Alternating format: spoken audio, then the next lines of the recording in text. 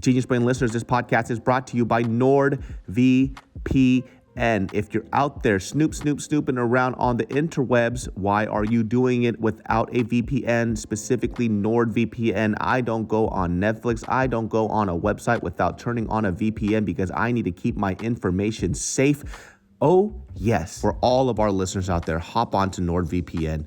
It's an exclusive deal that I have for you. Grab the NordVPN deal. Go to nordvpn.com/geniusbrain and get extra subscription time. Try it risk-free now with a 30-day money-back guarantee.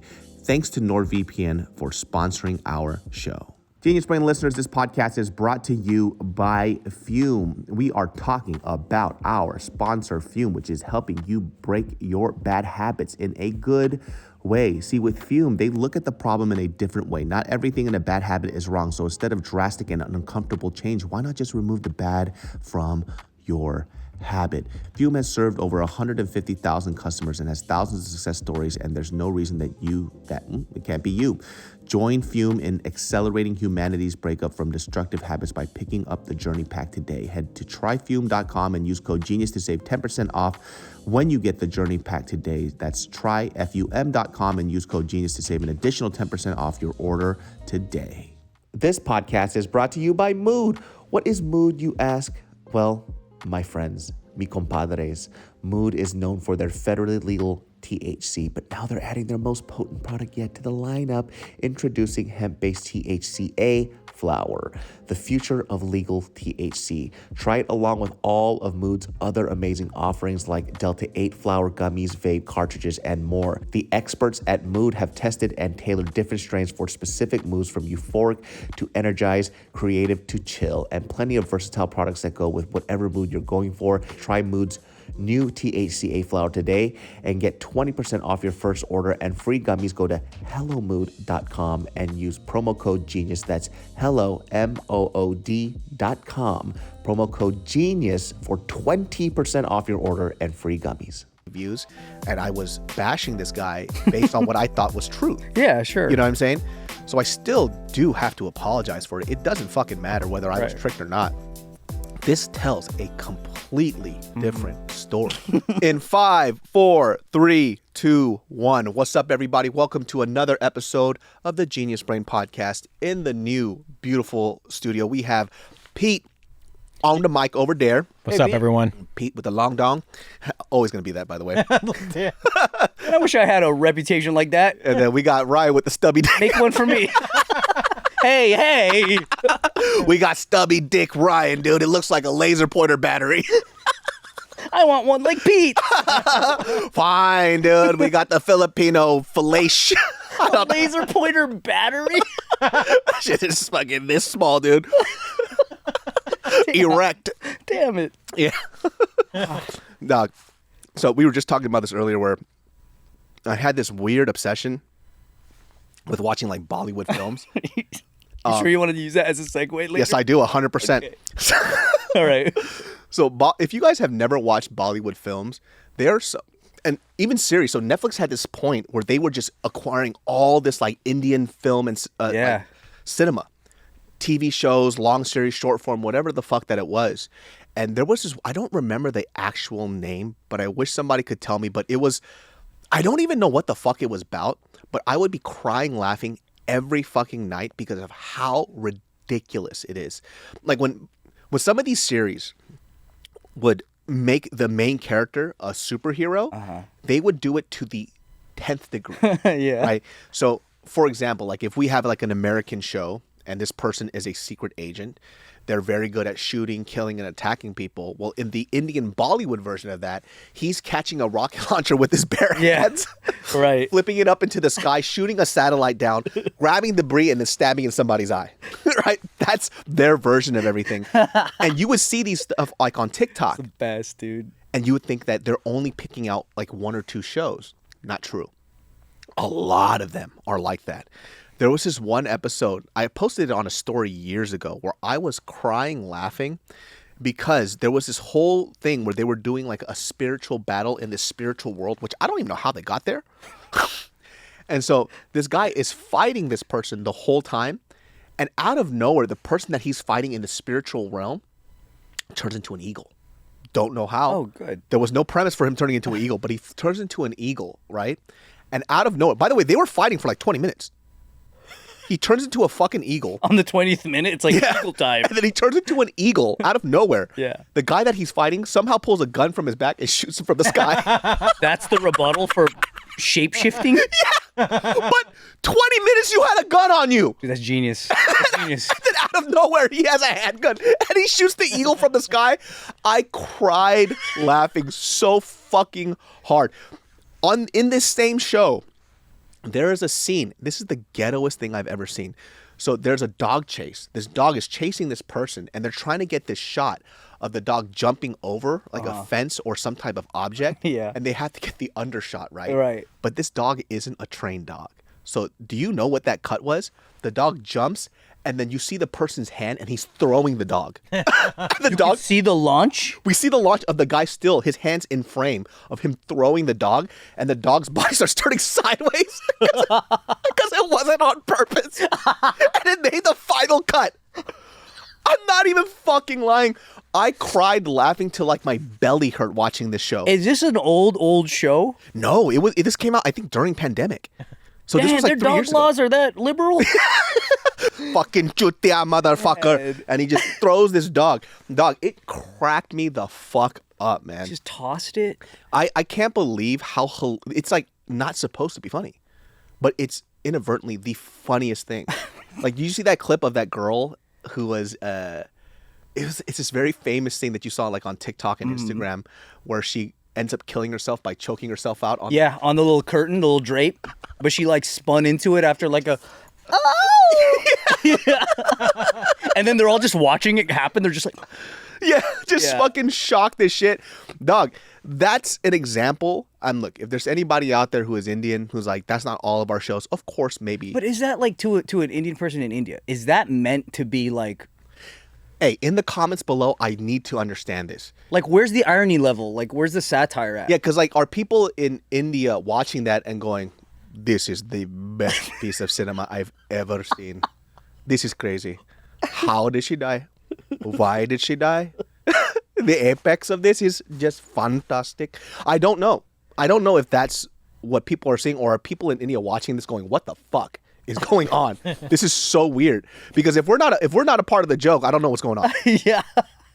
There's a big part of me is like, there's no way that is real. One thing I did learn is that sometimes when you're watching Indian movies and the character morphs into a thing or does something crazy, there's like a historical story behind that, and it's like a representation of that. Yeah. But like, what's the curtain thing? Like, I don't understand that curtain thing at all. Like, the biggest thing that I've been doing now is watching a lot of Indian street food.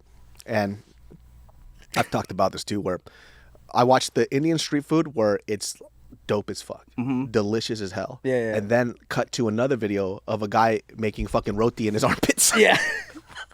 And he's like holding shit with his feet, and he's just like, yeah. And like, He puts something in his mouth and spits it on the stove. Yeah, it's crazy. I'm watching these videos and I'm like, clearly this is not normal, because I'm watching the other videos where it's perfectly fine. Yeah, they have gloves, things are clean, shit looks delicious, fire as fuck. Cut to a dude, he's an amputee with a piece of dough sticking in his armpits, like and doing shaping it.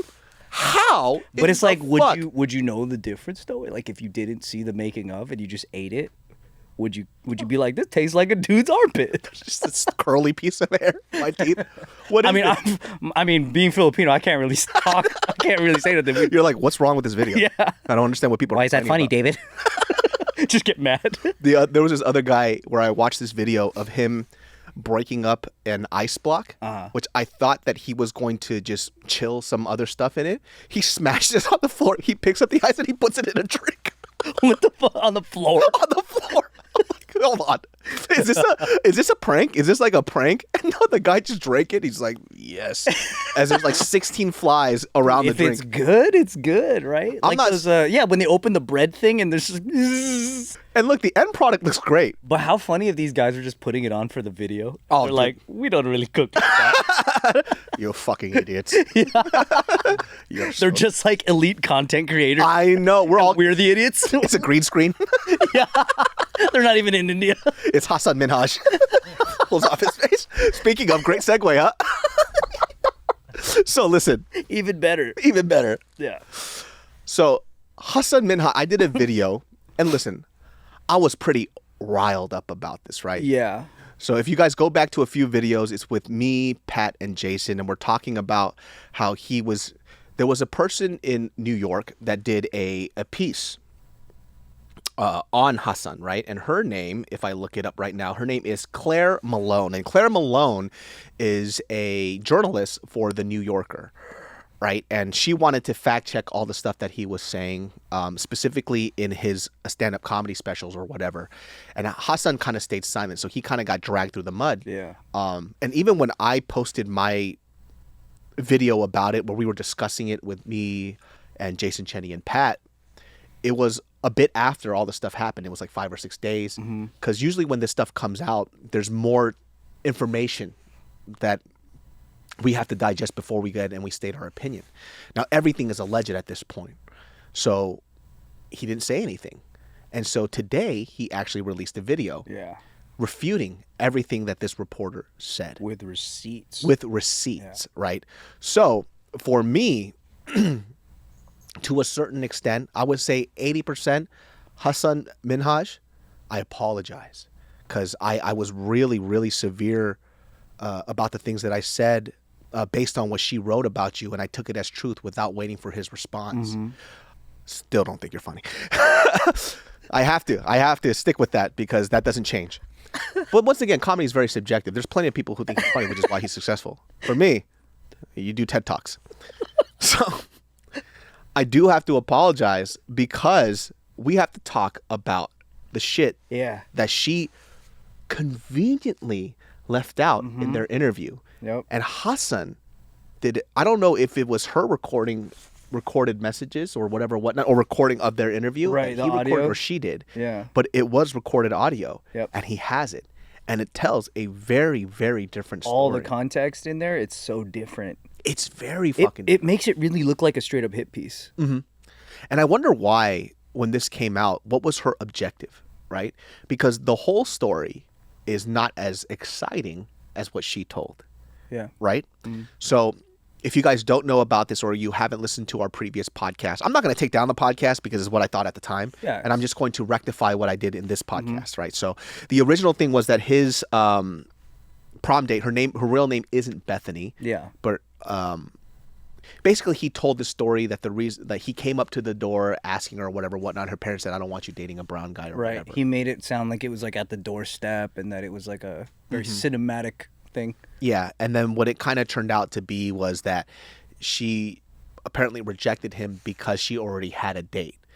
And so it kind of makes it look like he's race baiting, right? But the full scope of this story from what he told in the video that he released today, which we're actually just going to watch right now. If you guys are going to go on Hasan Minhaj's page, he does his whole explanation, and we're going to start with the Bethany story here at 3 minutes and 30 seconds. So, in Homecoming King, I told a story about how I was supposed to go to prom with a white girl named Bethany Reed. Her real name is not Bethany.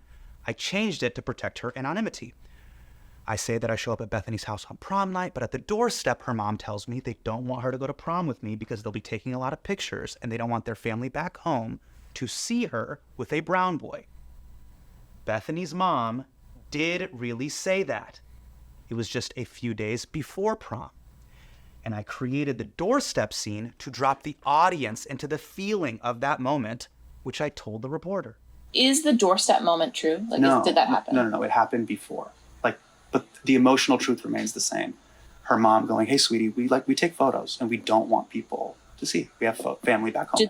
Did she sort of give that as the reason of like, my parents aren't comfortable with Yes. going to, Yes. Yeah. And it just destroyed me. Yeah.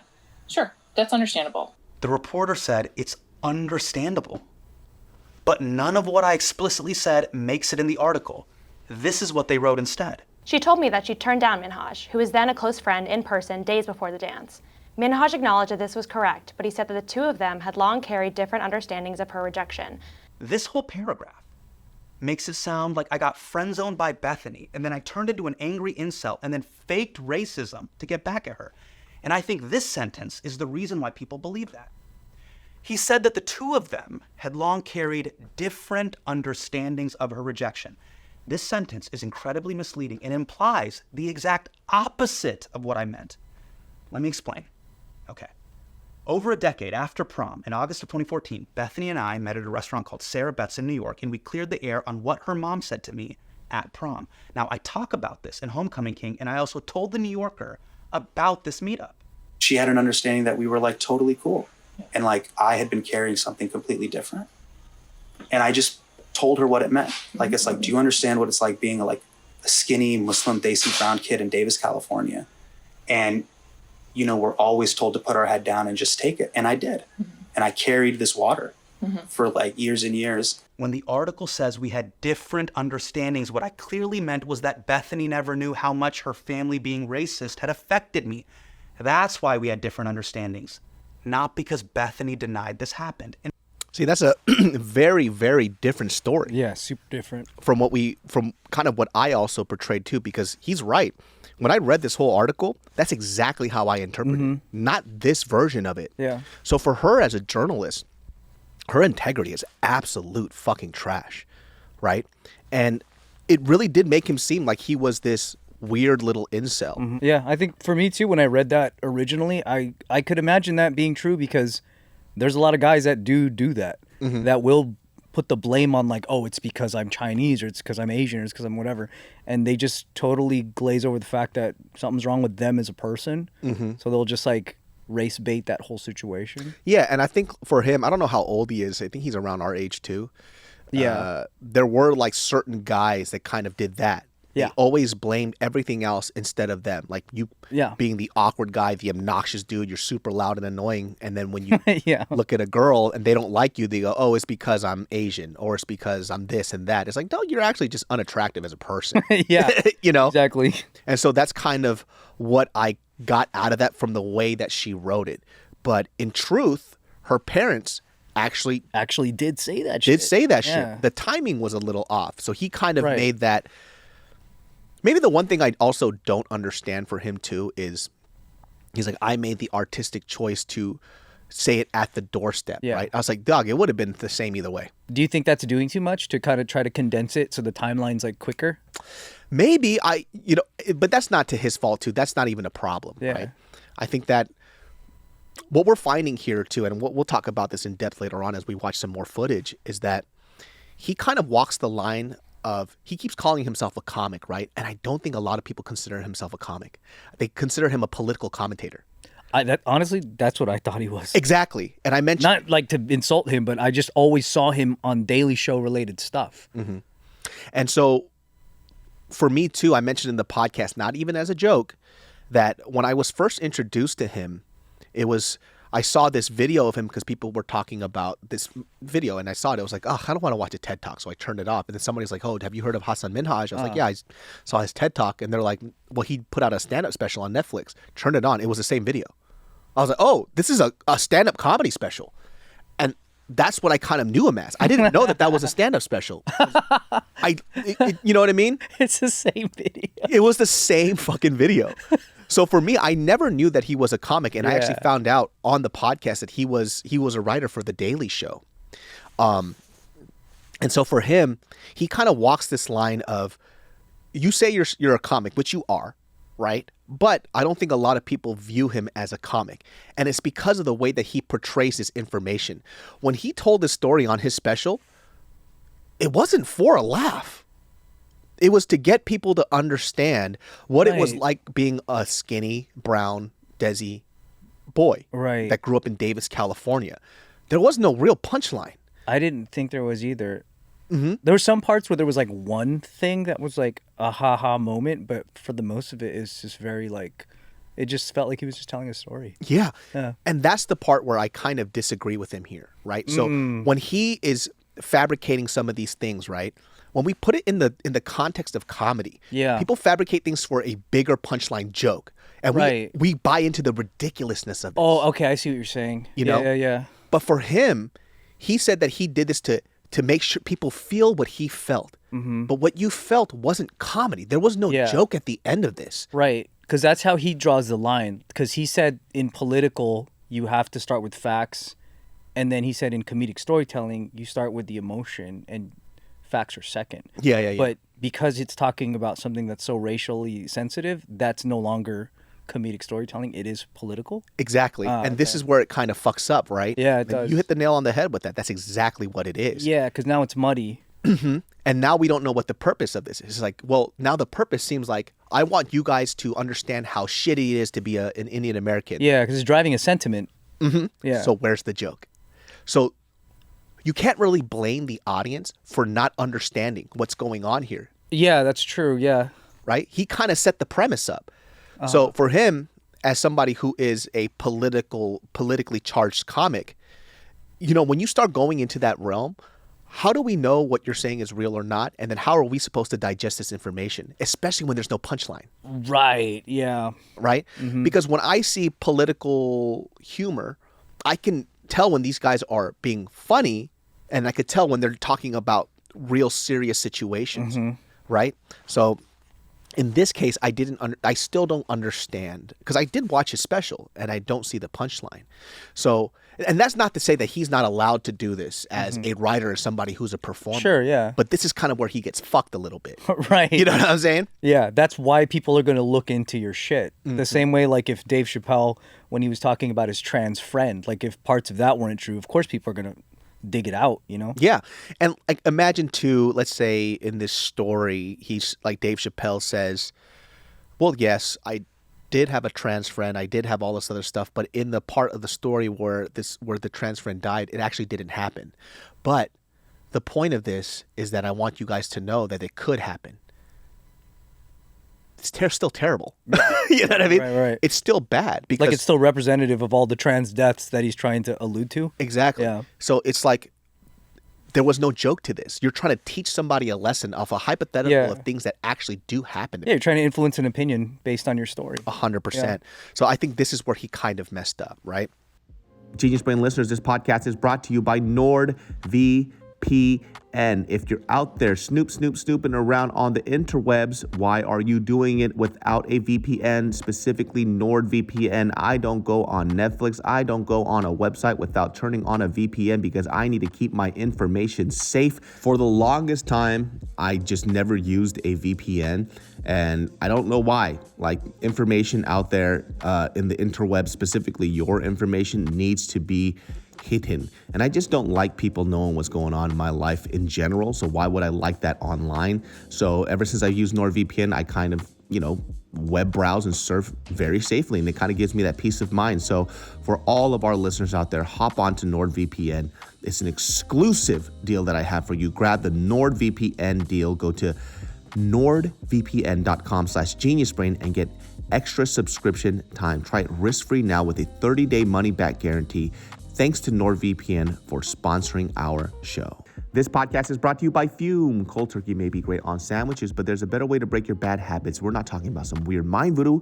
We're talking about Fume, my friends, and they look at the problem in a different way. Not everything in a bad habit is wrong. So instead of a drastic, uncomfortable change, why not just remove the bad from the habit? Fume uses flavored air. Fume is completely natural. And most importantly for me, Fume uses delicious flavor. So you get it.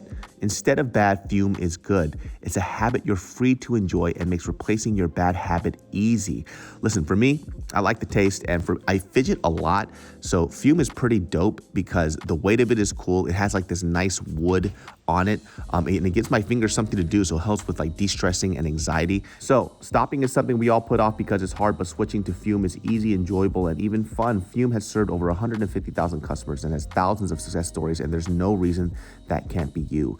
Join Fume in accelerating humanity's breakup from destructive habits by picking up the Journey Pack today. Head to tryfume.com and use code GENIUS to save 10% off when you get the Journey Pack today. That's tryfum.com and use code GENIUS to save an additional 10% off your order today. Quick ad break, my Genius Brain listeners. This podcast is brought to you by Mood. If you're asking me how I sleep so well at night and relax before I go to bed, I've been doing it with Mood's THCA flower products, baby. Let's go. Mood is known for their federally legal THC, but now they're adding their most potent product yet to the lineup.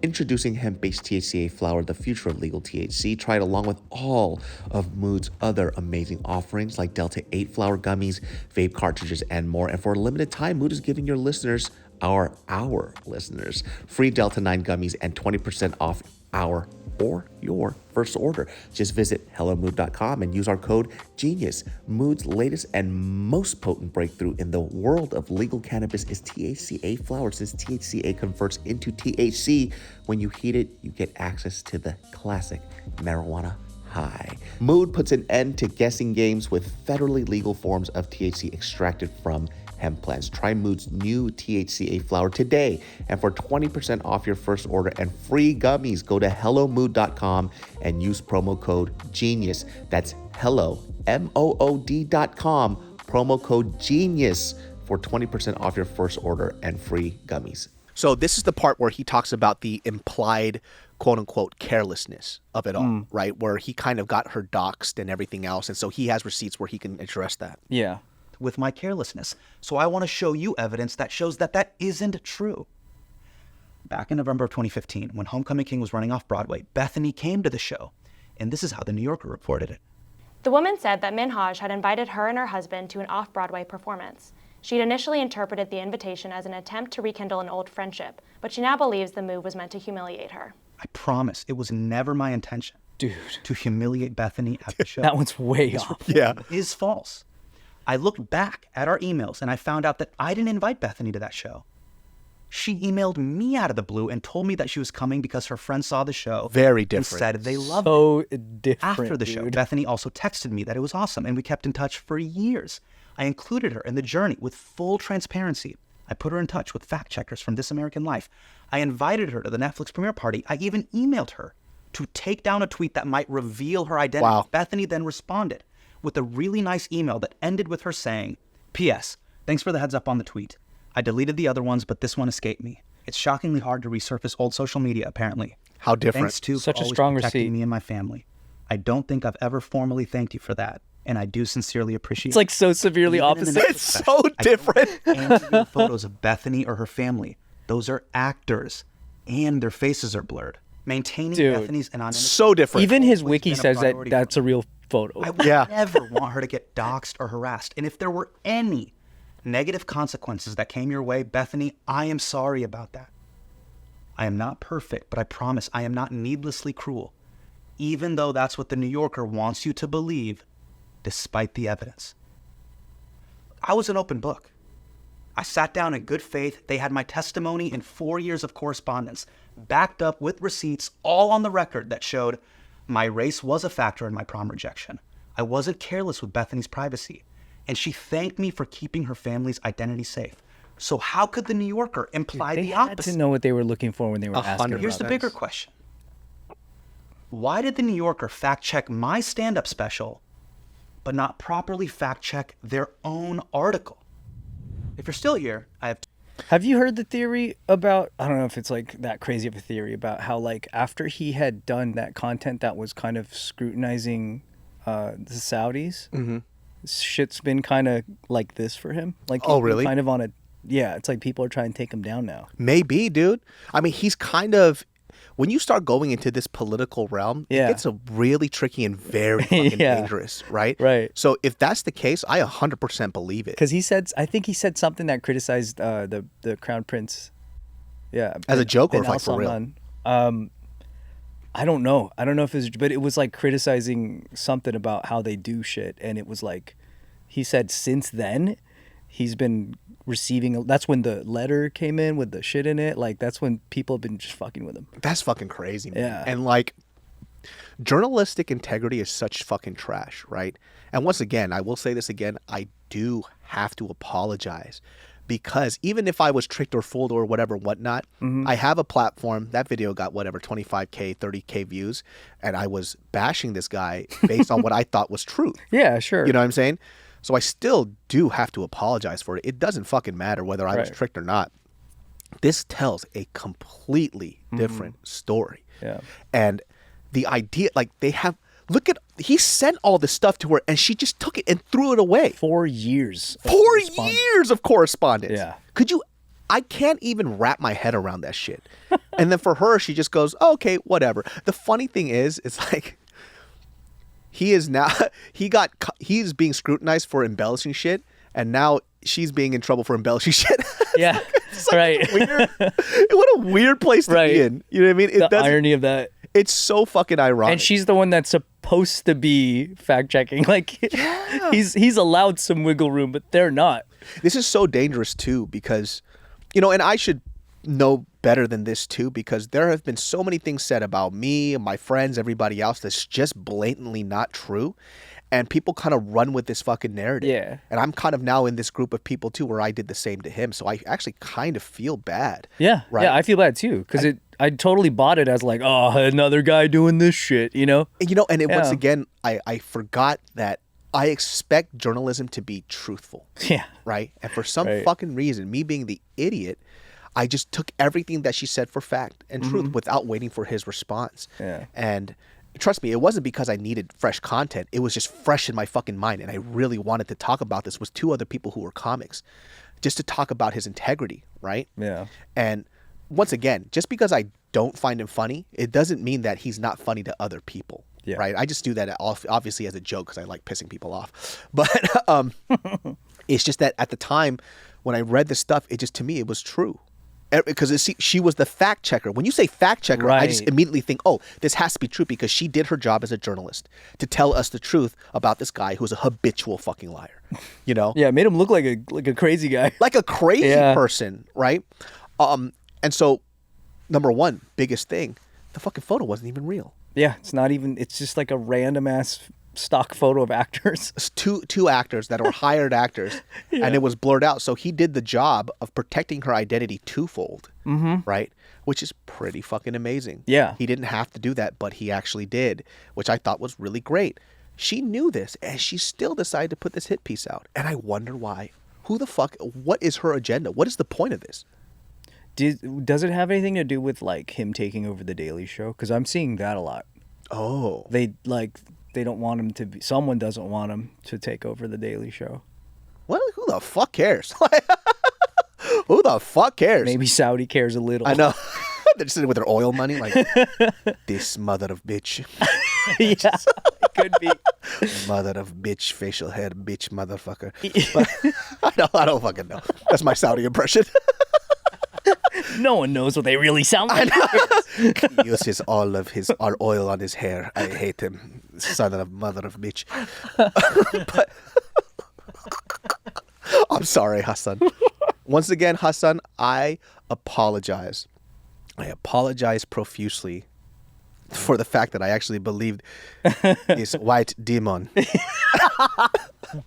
And I should have treacherous white demon. I should have sided with my side, dude. I'm sorry, dude. Yeah, but like, how would you know though? That's the crazy thing. It's like the receipts that he brought out tell such a 180 on all the info that was put. It's like, how would you even be able to tell? How fucking different, dude. Yeah. It's not even like, oh, some of the shit she said was true. It's literally zero. Yeah. And she was the fact checker. Yeah, and the stuff that he did change is like negligible details that kind of just make for a better storytelling experience, but the meat is still true. 100%, man.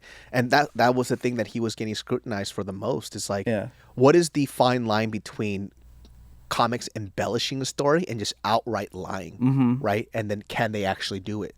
Yeah. And so the stance that I took was, if it's for comedy and the joke and the premise is that everybody is in on the joke, then it's fine. But when you start doing these points of morality and you paint this picture of this terrible world, then you get people to believe in this shit. Yeah. Then it becomes a fucking problem, because now you have this weird political agenda or just like social agenda, and you're not making people laugh. You're making people believe that this world is terrible. Yeah, they're walking out thinking that Earth is a different planet. 100%. Yeah. And that was my biggest contention with the things that he was saying. Yeah. It wasn't comedy. And I think a lot of the stuff he does isn't comedy, and I don't think he really understands that too. People don't really look at you and connect you because you're a comic. They look for the emotional story, and they want to feel that they are seen and they're heard. And that's the stuff that he puts out, right? But if he's saying like, "Oh, I'm just a comic and this is comedy," you don't do a good job at that then. Right. You know what I mean? Because I was watching it like a TED Talk. Like, oh, Me too. Yeah. this is a powerful TED Talk, but I'm trying to laugh. So skip, you know, moving on. I don't care about your fucking prom date and you going like, brown boy, get off of my step. I don't care about this, dude. I'm sorry. I know. I really don't care for this. You know what I mean? I wanted to laugh and you didn't do it. So I just kind of moved on. A lot of other people who saw that, they recommended it to me because they said they cried watching his stuff because of how they felt seen and heard. But they weren't like dying laughing over it. No, none of the people who liked it that I know liked it because of the comedy. Do you think that still qualifies as comedy in any way? To be like, even if you don't laugh one time? I think that it's a TED Talk. I think it's a really good TED Talk, right? I think it's a good depiction of his story and whatever agenda that he wants to go ahead and, you know, put out to everybody. But in terms of comedy, and like, you know, I think a lot of comics say this. They don't understand these new waves of comics. It's like, why are you calling yourself a comic? You're not here to make people laugh. You're here to just tell these personal trauma stories. You know? Because if I was still pursuing stand-up comedy, right? I think for me as a comic, it would suck if the only thing that people walked away was like, dude, I related to your story. I was like, did you laugh? No. I'm like, okay, then what am I doing here? Yeah. And I've seen this a lot. If you guys have been to comedy shows, not all the time, but I've been seeing this trend in the last like 6 or 7 years of comics just using comedy as a stage for your therapy. Right. Yeah. With no joke. Yeah, it's like you think it's going to flip at the end and then they just go, thank you. Exactly. And they walk off stage and I'm like, and then people are clapping. You're so brave. I don't give a fuck. I'll be in the lobby if you want to talk to me about my abuse. Yeah. Where is the fucking joke? I'm here to laugh. I'm not here to hear about why you got touched in your butthole once. Can you imagine 10:30 at Laugh Factory? That's the set you're watching. You're like, oh, fuck. I'm drunk and I still didn't laugh. So I don't know what the fuck is happening here. Dude, maybe it's just like so advanced. It's like you're supposed to laugh making fun of this. I know. Look, and like Ari Spears said too, it's like if you do a set that you feel is so good and people aren't crouched over belly laughing, then are you really doing your job as a comic? You know? That's true. And I agree. When I see stand-up comedy shows, I'm not there to critique people's comedy. I'm not there to take notes. I just want to laugh with everybody, right? Yeah. And if I go into these comedy shows and then people just make complaints about, you know, toxic femininity, toxic masculinity, just and complaining. there's no punchline, what am I listening to? You know what's worse than that? Crowd work. That's all that. Oh my God, dude. Dude, there's a big conversation too with comics saying like, some comics are looking so forward to doing crowd work that they don't actually do a set. Yeah, I started hearing that too. Yeah. Yeah. I've seen it where, look, there's a guy that was famous on TikTok. He's going around doing a comedy tour, and I've seen him perform twice, and his actual material is not funny at all. And the whole time, he's just doing crowd work saying absolutely nothing. And then he's up there for like half an hour. I'm like, what the fuck are you doing up there? And the crowd work is the sorriest crowd work I've ever seen in my life. And a lot of people think now, as people who are comics are trying to do their set that they've worked on. Right? There's a beginning, middle, and end to this shit. And then now people in the crowd are thinking, oh, I want to be a part of this TikTok video. Right. So they keep interrupting. They want to be in the moment. Yeah. What is this shit? It's like, as an audience member, I'm like, shut the fuck up. I want to hear the joke. It's funny because I always thought in my mind, because I'm not a comedian like that, I always envisioned crowd work is so hard. And then a comedian was talking to me the other day when we were at JK, and he was like, dude, crowd work's the easiest thing. Anything you say will be funny. Yeah. Like, it's the timing. It's not so much what you're saying. It's just like if you say it at the right timing, everyone just laughs because they're supposed to. Mm-hmm. I was like, oh, I didn't think of that. And usually too, like really good comics they go into a crowd work and they kind of go into a set after. Right? Yeah, right. There's like a segue to it. There's a segue, or they do another set on the fly. Or it aids the set. And now I'm just seeing guys just ramble to the crowd for fucking 10 minutes. It's all crowd work. It's just all crowd work, and it's not even any jokes. It's just them, people just giggling because they're talking to a person in the crowd. Then this would be your worst nightmare if it was just Hassan crowd work. It would be the fucking worst, dude. Anybody have any traumas? Who else is a brown boy who hated their skin, huh? I hated it. So we're going to talk about we're going to go into the part of the video where he talks about him being slammed onto a car, right? That, my friends, is right. Damn, almost.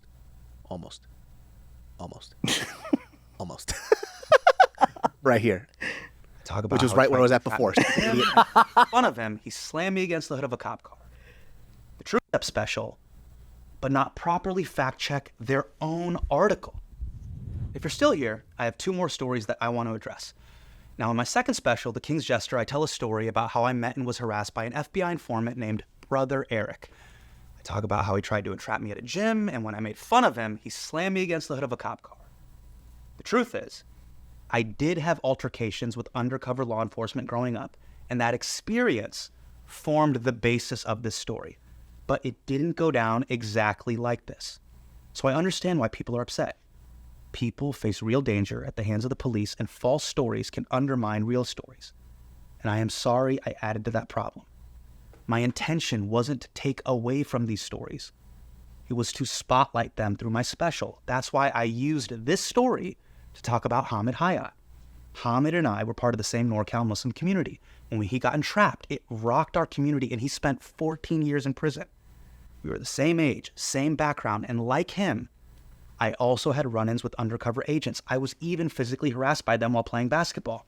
Now you're probably wondering, why not just say that? So this is not an excuse. It is an explanation of my process. When I am storytelling, every beat has to do multiple things in a funny and impactful way. With the story, but it's I not had to funny. set up 3 plot points. The moment I realized authority figures hate being made fun of, why I named my show Patriot Act, and spotlight the story of Hamid Hayat. The problem is 99% of people watching Netflix have no idea the FBI spied on Muslims at mosques, or they don't even believe it was real.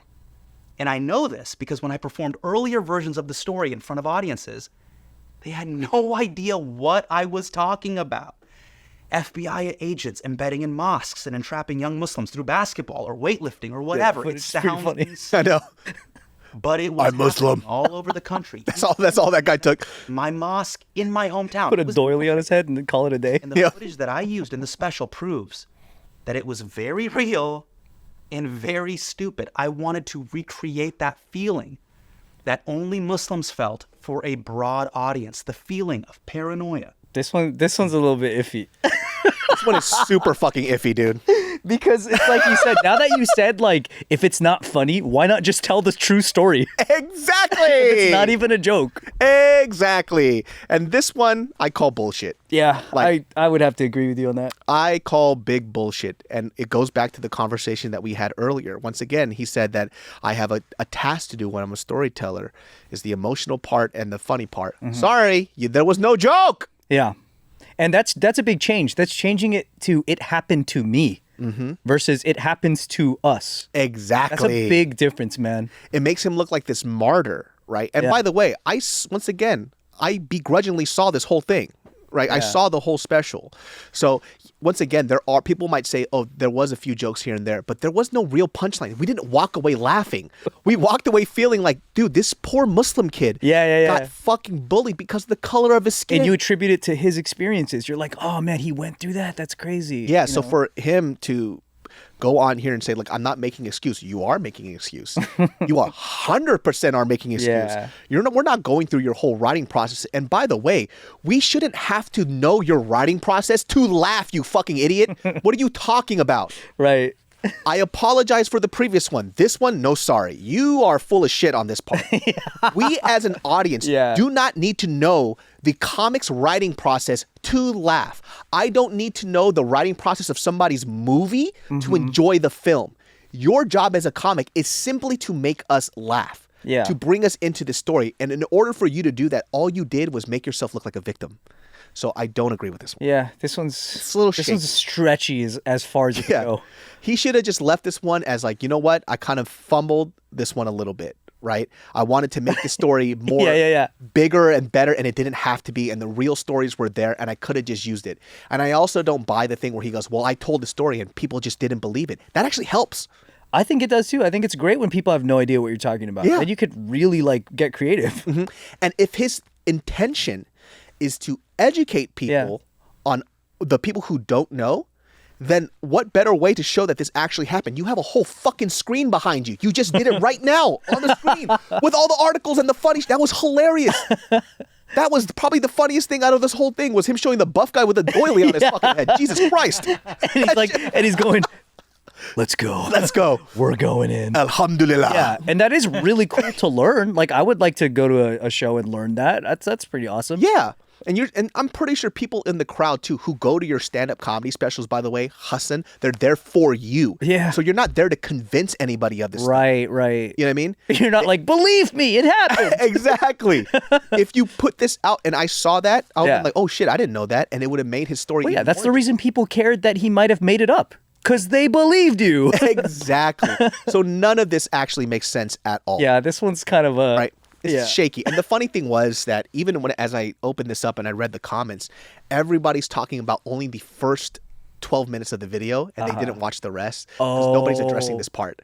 They're just going, how could she do this, blah, blah, blah. Yeah, because I get it. That's the hot one. That's the hot one. Yeah. This one, I really do disagree with. Like, you definitely put that story and it made you look like the victim. Whether that was your intention or not, you fumbled so bad on this one. Yeah. You didn't have to... So there never was like a grab, throw in the car. That never even happened. Never happened. See, that's a big detail versus putting the scene on a doorstep versus 3 days prior. Like, that's like... Exactly. That's embellishment. This one's an outright lie that makes people hate other people. Yeah. And I don't agree with that at all. Because yeah. where is the joke? Right. Yeah. Right. You know what I'm saying? You have to embellish on the parts that's the comedy part. You don't embellish on the part where you look like the victim. Yeah, it's just an awareness campaign that's... I guess it was supposed to be funny, but... Yeah, I don't know. I mean, like, if you guys are watching up into this point, I wonder if you agree or disagree. Yeah. Like, if you guys agree or disagree, I would really like to know, because in my mind, this part doesn't make sense. I 100% am with him on the first half. Oh, yeah, me too, yeah. There is no excuse for that piece of shit, whatever her name was. Fucking... But I think he's smart enough to do it in this order because he knows that you're already feeling like, oh man, I was wrong. And then he's like, if you feel like that, check this out. Exactly. You know, like... Most people didn't even get to this part. Yeah, They just listened to this first part. And by the way, this first half, the first 12 minutes is the part that he posted on his social media. And that's all people are seeing. They haven't seen this part. I disagree with this 100%. To be honest, the first time I saw this totally glazed right by me too. See? I was like, Smart oh guy. yeah, it really did.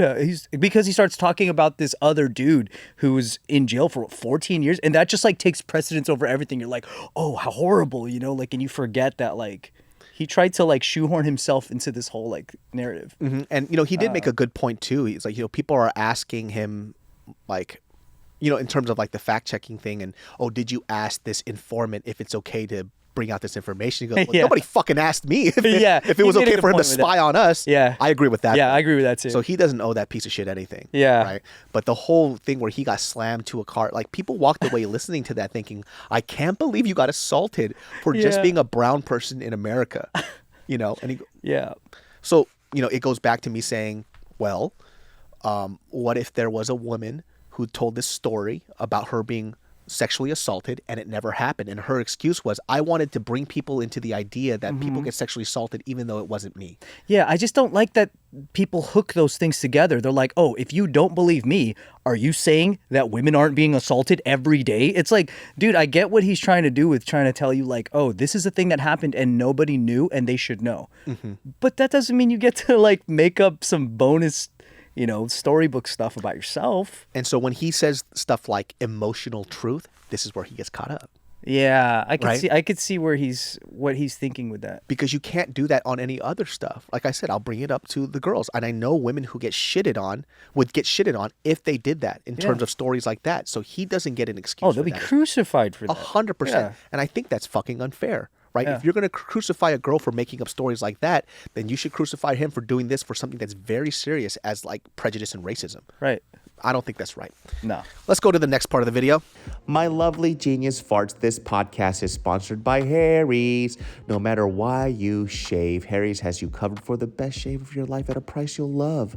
From their legendary high-quality razors to skin products like exfoliating face wash and hydrating lotion, Harry's gives you a premium shave without the premium price tag. Get better quality and a better price than other razors when you get Harry's delivered right to your door.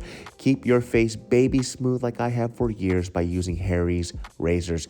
Before they even sponsored this podcast, I've been using Harry's for a very long time, so this was a no-brainer because it's just great. I mean, if I didn't like it, I wouldn't be using it. I wouldn't have it in my house in the first place, right? So yes, get on that Harry's because their savings are super hard to beat. And guess what? For the rest of your life, you're going to be having to get razors anyways, so you might as well get high quality at a really, really good price. Harry's has the highest customer satisfaction in the shaving industry, and they're still offering a no-risk trial. So don't like your shave? No worries, it's on them. So get your best shave ever this summer with Harry's razors and skincare products. Get a $13 starter set for just $3 at harrys.com/genius. That's harrys.com/genius for a $3 starter set. Genius Brain listeners, let's take a break and talk about our sponsors over at BetterHelp. I mean, what needs to be said about our longtime sponsors, BetterHelp? I have said it before and I'll say it again, mental health is mental wealth, and I love it. And I have been a huge advocate of therapy because it's not just what helped me throughout my early years. It helps me out now as an adult. And if y'all are open to speaking to a licensed and professional therapist, why not try it with BetterHelp? If you're thinking of starting therapy, give BetterHelp a try. It's entirely online, designed to be convenient, flexible, and suited to your schedule. Just fill out a brief questionnaire to get matched with a licensed therapist and switch therapists anytime for no additional charge. Therapy gives you a place to get out all of those negative thoughts and those negative cycles that you're in and find some mental and emotional peace. It's done that for me, and I just can't imagine a life without therapy, especially when I need it. And I don't use therapy every day, but when I have it in my back pocket, I always go to BetterHelp, and it's just been the best. So get a break from your thoughts with BetterHelp. Visit betterhelp.com/genius today to get 10% off your first month. That's BetterHelp, HELP.com/genius.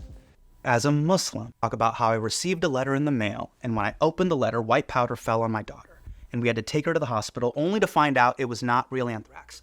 This, as you know, is not how it went down. And let me just say, I am sorry for embellishing the story, or if anyone was worrying about me and my family, I apologize. But let me make something clear. A letter with white powder was sent to my apartment in February of 2019. I opened it in the kitchen. Powder fell on the table, and my daughter was just a few feet away. It was powdered donuts. He ordered donuts. I realized it was not anthrax, and that someone was fucking with me because people had been fucking with me since January 1st, 2019 after this happened. Well, Netflix under fire today after its decision to pull an episode of a comedy show that was critical of Crown Prince Mohammed bin Salman. The truth is, when this news broke, my life got very scary. Saudi bots were spamming my socials. A threatening letter was sent to Netflix. I was getting weird phone calls at night. Then fake anthrax was sent to my house. And after that happened, I asked Netflix for our security guard to follow me everywhere, and people noticed. Friends were texting me about seeing me rolling everywhere through New York with security. And at one point, my wife even asked our security detail if he knew any companies that sold those tiny GPS trackers for strollers, because we were concerned that someone might try to kidnap or hurt our daughter. That is all real. The danger at that time was palpable, but Bina and I decided to keep the anthrax scare private because we were worried that Netflix might shut down my show, which would have put my entire staff out of work. Now you might be wondering, this is all terrifying, so why embellish? Why even say you took your daughter to the hospital? The night of the anthrax scare, Bina and I, we got into a huge argument, and she kept asking, Hassan, what if this powder fell on our daughter? So I created the hospital scene to put the audience in that same shock and fear that me and Bina felt playing out that night. Then I added the investigator character because women in my life were telling me that Bina was coming off super naggy in old versions of the story. So I gave some of Bina's lines to other characters so that her perspective was represented in a way that didn't reflect poorly on her. Again, I am sorry if I crossed a line here, but I told this story this way to put the audience on the roller coaster ride that we were both experiencing at that time. Now look, I understand why people were upset by all of this. Different comedians have different expectations built into their personas. I thought I had two different expectations built into my work. My work as a storytelling comedian and my work as a political comedian, where facts always come first. That is why the fact-checking on Patriot Act was extremely rigorous. The fact-checking in my congressional testimony, deeply rigorous. I don't think there's any comedian on earth who has stood in front of more data viz than me. But in my work as a storytelling comedian, I assumed that the lines between truth and fiction were allowed to be a bit more blurry. And I totally get why a journalist would be interested where that line sits. I just wish the reporter had been more interested in their own premise. Someone genuinely curious about truth and stand-up wouldn't just fact-check my specials. They would fact-check a bunch of specials. They would establish a control group, a baseline, to see how far outside the bounds I was in relation to others. And they wouldn't just cherry-pick a few stories. They would give their readers a sense of proportionality of what was true versus what was false. In my last special, I talk about almost getting sued by a hedge fund, 100% true. Getting ball surgery so we could have kids, 100% true. Netflix pulling my episode on Saudi and Saudi, 100% true. Getting rejected from prom because of my race, 1000% true. Damn, If the reporter that's a lot, were dude. genuinely curious about the idea of truth and stand-up, they would have had to report that the majority of my stories are true. But their article led with the opposite, saying much of my stand-up never happened to me. That is false. Nearly all of it happened to me. Some of it didn't. Even the last line of the article is stripped of the context to leave you with the impression that I'm some sort of unrepentant liar. He told me the emotional truth is first, the factual truth is secondary. We tried really hard to have them put in the full quote with full context, but they refused. So let me leave you with the full context. When people see a Hasan Minhaj show, there's two different expectations. There's the Hasan Minhaj you see maybe here at the Comedy Cellar, where there is an implicit agreement between the audience, like we're going down into a basement, like we're about to see a 1-hour comedy show that feels like there is an emotional roller coaster ride. Sure. Then there's Hasan Minhaj, the guy you've seen on The Daily Show as a correspondent, or the guy from Patriot Act on Netflix, which is, I am not the primary character. The news story is the primary character. With the latter, the truth comes first. Comedy sometimes comes second to make the infotainment the sugar on the medicine. In this, the emotional truth is first. The factual truth is secondary. In political comedy, facts come first. In comedic storytelling, emotions come first. That is what I said, and that is what I meant. Going forward, will I be more thoughtful about sticking to the facts in my storytelling? Absolutely. I have no problem with honest, good faith critique because I am always trying to improve as a performer and as a person. Look, the guy in this article is a proper fucking psycho. But I now hope you feel like the real me is not. I'm just a guy with IBS and low sperm motility. Again, there is How come you much didn't more laugh? important news. This is comedy, dude. Yeah, they're talking about wah, wah, wah. Bro, that was pretty. That was pretty bad. That's hard. That was a little rough, guy.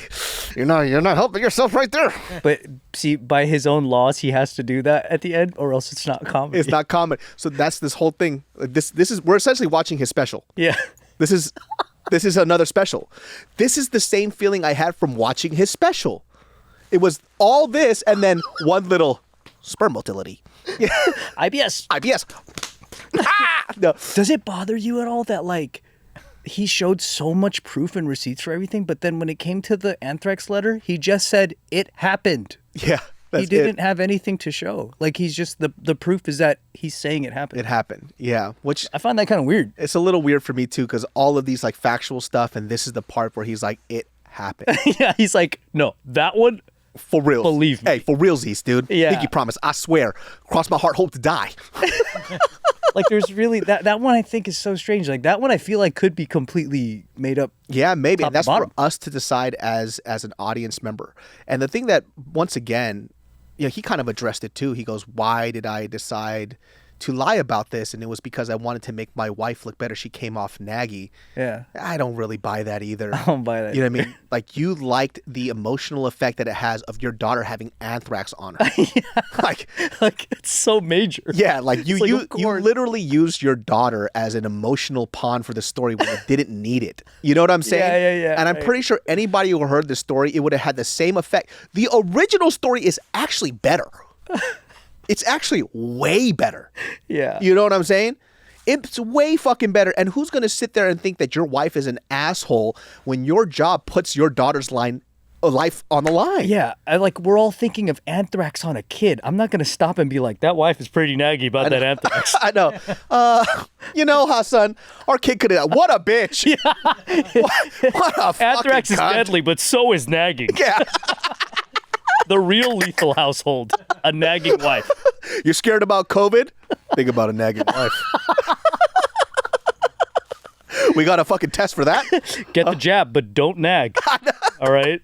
Hey, babe, can you put this in your fucking nose? I want to see if you're a bitch. There's no vaccine for a bitchy wife. I know.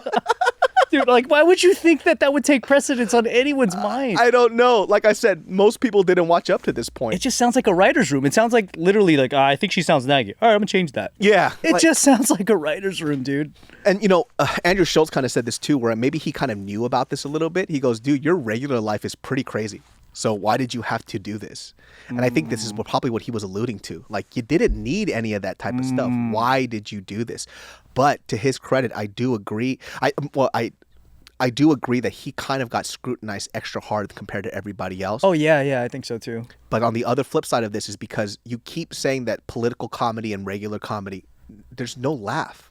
Everything seems hyper political. You know what I mean? You proved it by letting that IBS I know. fly right by you. You decide to make that joke, and then you're the only one that laughed at it. So, just Jesus. Where was hard to watch that part. Where's your writer's friend at that point? He had such a like after saying it, right? Where the fuck are your friends now? How come they didn't take that joke out? He had such a let me just break the tension a little bit. Yeah. But once again, this is the same feeling that I got from his Netflix special, right? It was all this seriousness, and then he goes, well, you guys know it's stand-up, right? No, we don't. That's the problem. We don't know it's stand-up. The only moment that I realized it was stand-up where you made the poop joke. Oh my God, dude. Yeah, and so maybe this is where he can probably figure this stuff out. He goes, oh, maybe I'm not really a comic. I'm actually somebody who's more a political commentator who has a few humorous quips here and there. And that's how most people see him as, and this is why he's getting so much scrutiny. So I don't really think that in his case, he's a bad person. Right, no, yeah. He's any of that type of stuff. I think that he has a branding issue in his own head. I'm a comic. I'm a funny guy. But if we as the audience don't look at him or watch his stuff for comedy and we only look at him to feel seen or heard, then are you really a comic? You might just be a self-proclaimed comic at this point. You're a successful political commentator that has a few jokes. And that's not a negative thing at all. So do you think that like is Bill Maher funny to you in the same way, or Trevor Noah, or Bill Maher's Jon not Stewart? Funny to me either. Like, if somebody said Bill Maher's a stand-up comic, which apparently he is, I only found that out because I listened to a Joe Rogan podcast where he had a set he was doing. I was like, wait, Bill Maher does stand-up? So once again, Bill Maher falls into this category as well, right? Because if Bill Maher did this, he would get crucified too. He's not exempt from this as well. If Bill Maher made up Muslim victim stories. Yeah, I have to fact check that. Bill, come here. Bill's like, yeah, when I was at a mosque and I was praying, I was slammed onto a car, and that was crazy. Oh my God, I believe him. I believe him so much. God. The emotional truth is hurting me now. Yeah. So I didn't know that Bill Maher did stand up until I heard Rogan, because his original thing is stand-up. Yeah, that's like how he started and everything, right? Yeah, I didn't fucking know that. I thought he was a political commentator that made a few funny jokes. Even Trevor Noah now, right? When he first started off, he was just a stand-up comic. Yeah. And when I watch him on his show, I don't look at him as a stand-up comic anymore. He's a political commentator. And I think even for him, as somebody, when I first saw his first special, it was really funny because he has gone so much on the political side. Yeah. His new stand-up isn't as funny. It's like kind of just whatever. Yeah. Right? That's my opinion, once again. Like, don't take any of this as truth. This is just what I feel. I mean, I think it's generally agreeable that most political comedians in mass are less funnier than comedians. Because they could make a joke about anything. Because if it's not your bag, it's just you're not going to laugh at anything. 100%. No matter how many IBS jokes it ends with. Like, it's never going to get you. You know what I mean? Dude, when he made that joke, that shit hurt me a little bit. I was like, oh, fuck. Oh, shit. You're just like, oh. Yeah. Yikes. Dude, I hate that I wish he didn't say anything at the end. I wish he was just serious the whole time. Like you said, like if he wasn't trying to even be a comedian definitively, all of this stuff is highly effective. Yeah, 100%, man. And But then if you say all that and at the end you're like, how come none of you guys left? Yeah, and he's confused too. You know, for him, he's saying, oh, there's the, comedy where emotional truth is important and the facts are important later. Yeah. Yes, with comedy, you're not doing comedy. That's a true statement, but it doesn't apply to you. Exactly. It's not applicable. Exactly. You told this story about harassment, about what the state of the world is, what it's like to be a brown boy being rejected by your race. Anti-Muslim sentiment? Exactly. Where is the comedy? That's not political. That's comedic storytelling? Yeah. And, for the Dave Chappelle thing, when he told the story about his trans friend, right? Yeah. There wasn't comedy there. He ended on a very serious note, and he didn't consider that part of the stand-up. Even though he had funny moments in it, I wouldn't call that the best part of his special. He's addressing the controversy surrounding him. Exactly. Yeah. That's the note that he ended on with his special, with the serious tone. But the rest of the series was just so fucking funny. Dude, yeah. Right? So him, Right. him talking about like the white guy that broke in and the shotgun and everything like that. You know what I mean? Yeah. That was comedy. Whether it happened, if it's real or not, doesn't really fucking matter. Right, and if right. it turned out it wasn't true, it doesn't change anything. Exactly. Right. Right. It doesn't shift sentiments. Yeah. And I think that's something that he might have to take away from in this is like, if I took this out, would it change anything? If it was true or not? If it doesn't, then you're probably in the clear, right? And I've told stories on this podcast where I have definitely embellished stories, right? But 99% of it is true. It's just like these little small clips. Or you condense it for time, or so that you don't have to say so many details. It's Dude, like I told a story about when I was a kid at a bus stop where there was this African kid that was bullied every fucking day, Yeah. right? There was this dude named, let's not say his name, but he bullied the kid. Bethany. Yeah, his name was Bethany. And Bethany bullied this kid every day. And this kid, this African kid, one day, I told this on JK News and people didn't believe me until these videos on Twitter started coming up of these African kids beating other people up with like their belts and like random sticks. There was this African kid, and I shit you fucking not, this is true as hell. So this dude used to make fun of this African kid every day. And one day at the bus stop, he's dressed like in this puffy jacket, the Old Navy fleece thing, a long shirt, another t-shirt, and a wife beater. And he's slowly peeling off all the shit, right? I'm like, what the fuck is happening? And then we see him unbuckle his belt. He takes off his belt. I'm like, oh, this motherfucker's about to get naked. This guy's lost his mind. He unbuckles his belt, starts to take off his pants. And inside his pants was a table leg. And he looks at and he goes after him. And he goes, not today, motherfucker. And he fucking beat the shit out of this kid. That line has stuck in my head forever. Right? Now, the part that I embellish in the story was when this fool got hit in his back and his back arched so hard that the back of his neck touched his ass. You know what I'm saying? Yeah, no shit. Yeah, Like, that's the part that's a lie. Everything else is real. The line, not today, motherfucker, really happened. And that could have been the lie. You know what I'm saying? He literally said, not today, motherfucker. that's the true part. That's the true part. The part that I lied about is where the back of his neck touched his ass. You know what I'm saying? Oh my God. And that's a real story that happened. Yeah. So whether that part is real or true or not, it's still funny and nobody gets hurt. Right. You know, I'm not making a thing about, You would think that that's the part that you would make up because it's the funniest part. I'm not smart enough to make that part up. That part's real. That's He literally so said, good. not today, motherfucker. And he beat this motherfucker with a table leg. Like straight up at the bus stop. An actual table leg? An actual table leg that was in his fucking pants. And he had to take off 8 layers to And get to it? I thought this dude was trying to fuck. I'm like, yo, what's going on? That guy never went to our school again. He had a younger brother and he moved to another school too. I hope he's okay. Hopefully, or he's a fucking warlord somewhere else. Yeah, that's like literally like in Captain Phillips. That's like making up the line, "I'm the captain now," but the ship really got pirated. He's known in like Africa because he went back. He has a tattoo that says fucking NTM. What is it? What does that mean? Not today, motherfucker. Everybody knows what this means here. I don't care for Debesan. I hope he's out there telling the story and not leaving that part out. I hope not too. They're like, "What'd you say?" He's like, "I didn't say anything." No, I was there. I heard what you said. Not today, motherfucker. I would never say that. You liar. I was a great David. Christian boy. I never raised my hand David to is out anybody. there spreading rumors. This stupid Asian boy keeps telling the story about me. I don't care. Keeps on adding dialogue. I did not say anything. I swear, motherfucker, I don't care. I didn't say anything then or today, motherfucker. What's that tattoo on your arm? Don't worry, not today, motherfucker. He just says that all the time. You hungry? Not today, motherfucker. Just all the time. That's what he says for What a everything. fucking guy, dude. Oh, man. I'm so glad that he stood up to his bullies. Hell yeah, dude. It was. Oh, my God. I mean, they would roast the fuck out of this kid.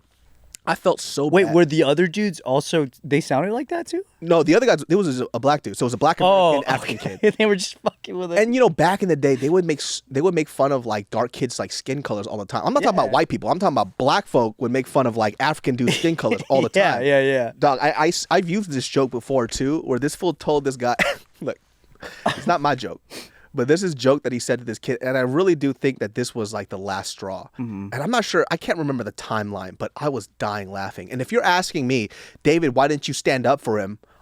I would have just got roasted. Also, I got roasted every day for being a fat Asian kid. I'm gonna sit the fuck down and be quiet. So when the fucking trauma went to somebody else, I just let it happen. Yeah. Because it was either him or me. Why shift the energy, man? Exactly. But he said this shit to this kid one time, and I remember everybody was dying. He goes, I can't remember the exact line right now, but it was something along the lines of, he was standing, he goes, I can't tell if you're standing up or lying on the floor, because then he pointed at his shadow. And like the whole school fucking died laughing. And the kid didn't speak much English, so he just kind of can't roast back. You know what I'm saying? So he just kind of took that shit. And then just that one time where he was just got sick of it. And the one time I heard him spoke, because he never really talked, was, "Not today, motherfucker." And he beat the living shit out of him, and rightfully so. Why? I wonder why that day. Was it a holiday that he... That'd be so funny. He doesn't know Why any not that English, day? but that was the only thing he knows how to say. What's your name? "No, today, motherfucker." I don't know. All right, tell me tomorrow, I guess. You coming to work? Not today, motherfucker. But he wants to go to work so bad. But he's at like, work. oh, I need to make money. So you're not coming in? Not today, motherfucker. Dude, that's the thing. It's like embellishment. It's not a across the board deal. Like, Yeah. those are 3 highly different situations. That first one, second, and third one, completely different. Yeah, but that's a smart order he put it in to like win you over with the first, that you're like so drastically apologetic, because we are. And then on the second one, he's like, eh. Hey, smart thing of him, right? And once again, Hassan, I apologize for that first part. The other 2 and 3, I think it's a little shaky. And look, you have a branding issue right now. You know? Yeah. If you're going to be a comic, be a fucking comic. Right. Right. Do that first. Make us laugh first, and then think about the other stuff second. But if you're coming out here saying that my objective is to make you laugh, you are failing super bad. Yeah, I mean, you're embellishing Anthrax situations. Like, what is that with your That's daughter? only funny if you're lying. Yeah. Like if he made a joke, it's like, dude, my daughter got fucking tricked by Anthrax because she's fat as fuck. She thought it was powdered sugar. Like that is a fucking, you know what I'm saying?